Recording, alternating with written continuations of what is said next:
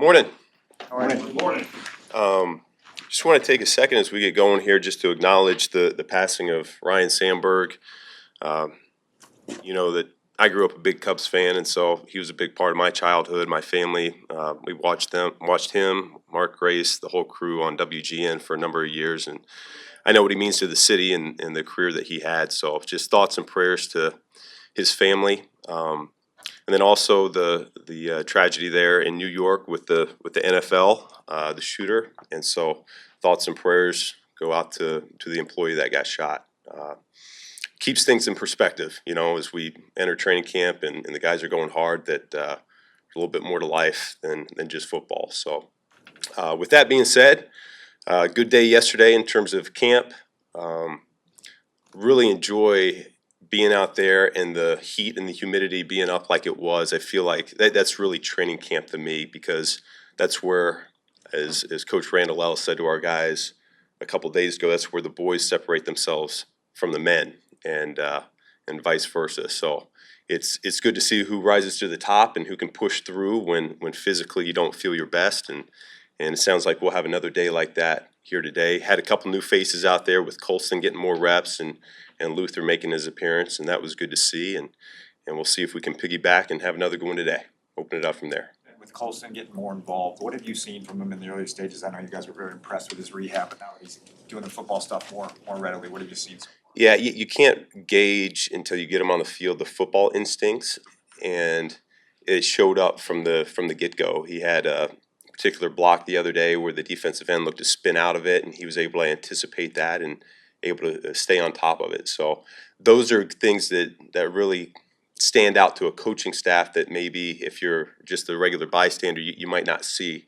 And it's really encouraging when you look at a young player like that and the growth that he's going to be able to have the more reps that he gets. And when you took the job and you're assessing what assets are here on the roster, you look at Rome Odunze, what did you see that was already there to work with? And a sketch of what you think you could. Yeah, to me he fits that prototypical X receiver where you can line him up outside the numbers, and provided he gets a one-on-one with a corner, he's going to win most of his matchups.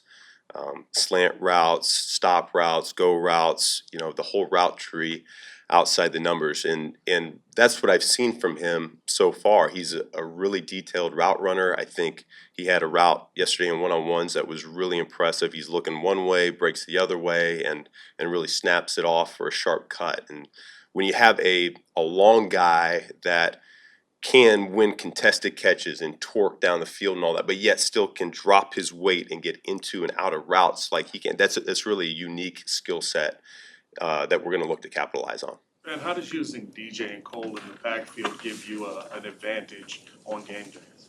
Yeah, we're exploring some things. I think what I've seen on tape and what I've come to learn about DJ is he's a physical, he is a run after catch, just get me the ball type of guy.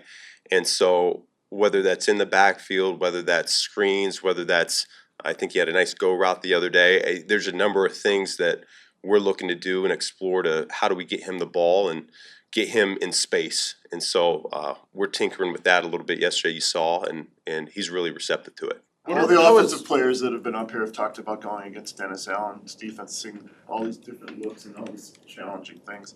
What's it been like for you to face those types of things in practice, just going against him head to head? Yeah, another coach told me yesterday, they said, you know, Dennis has a little ego too now. And so he didn't come into camp looking to get steamrolled at all. He's looking to make a name for the defense, and he's bringing it. He's bringing it left and right, and you know, it's a compliment when all those defenders talk about how complex it is, because yeah, we see it on offense too. It's hard. We're having a difficult time in protection right now. I think that's probably what stands out to me from the first 5 practices is we need to do a better job giving our quarterbacks a clean pocket. We're having to work the scramble drill a little bit more than we would like, and so that's really a credit to DA. And I think said it to the staff on the day off a couple of days ago. What's been most glaring to me from the springtime to those first 4 days of practice has been how much tighter our coverage has been. The the corners, the safeties, the linebackers, it takes time to get this down and what they're looking to do, and yet they are significantly smaller windows than what there were in the springtime. So we're trending in the right direction there. What are your early impressions of Kyle Guy? I know you've only had pads one day, but from when he got here to where you're at with him now, kind of early. Yeah, he's a sponge. He wants to do everything exactly like you coach it, and there's a lot of merit to that because he's going to be one of those glue guys that you can count on to do it the right way. When the pads come on with that particular position, the drill I love the most is the one-on-one pass rush, where it's him versus a linebacker, and just to see how stout they are, because you have to be wired a little bit differently to come up and smack a linebacker in the teeth there day one with pads, and I think he's got that mentality. Ben Rome said the other day, he was talking about his comfort level in the offense, and he said that this is an offense that he's not expecting to know every little detail about in year one.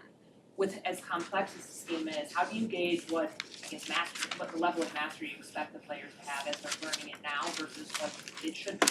Yeah, it's a really good question, because I actually went back right before we started camp and I looked at 2022 when I first started calling the offense to 2024, what the training camps looked like, how much different the installs looked, and I mean significantly got more complex and layered as we went, and we're not starting where this offense started in 22. We're more complex and there's a lot more going on. So no, I don't expect them to have it mastered, and yet they're really jumping into the deep end here and trusting the fact that we got a plan in place. We know what this is going to look like come week one. We're going to be able to get the pieces aligned correctly, and they're just doing their jobs of knowing what to do, and we can detail it up once we get it on tape. And what's the plan with Burton? And is he ramping up? Do you anticipate him doing